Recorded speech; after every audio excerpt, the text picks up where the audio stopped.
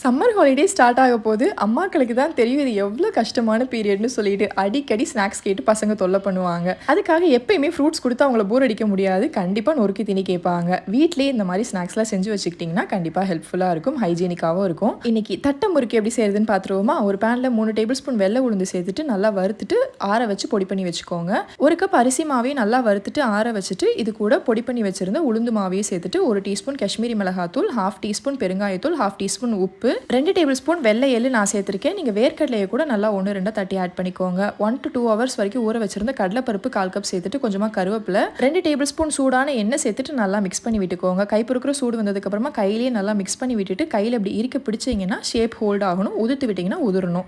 இந்த ஸ்டேஜில் கொஞ்சம் கொஞ்சமாக தண்ணி தெளித்து சப்பாத்தி மாவு மாதிரி பிசைஞ்சுக்கோங்க. இதுதான் கரெக்டான ஸ்டேஜ்.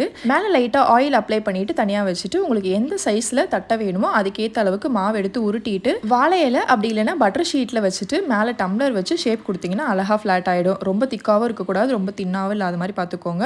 ஆயில் மீடியம் ஹீட்டாக இருக்கும் போதே தட்டையை நீங்கள் பொரிச்சு எடுத்துக்கலாம். கலர் ரொம்ப சேஞ்ச் ஆகிற வரைக்கும் வெயிட் பண்ணாதீங்க. எண்ணெயோட சலசலப்பு போனோனையுமே வெளியில் எடுத்துருங்க. அதுக்கப்புறமா உங்களுக்கு கலர் சேஞ்ச் ஆகி வரும். ஆறுனதுக்கப்புறமா ஏர் டைட்டான கண்டெய்னரில் போட்டு ஸ்டோர் பண்ணி வச்சுக்கோங்க. 15 டேஸ்லேருந்து 1 மந்த் வரைக்குமே சூப்பராக இருக்கும்.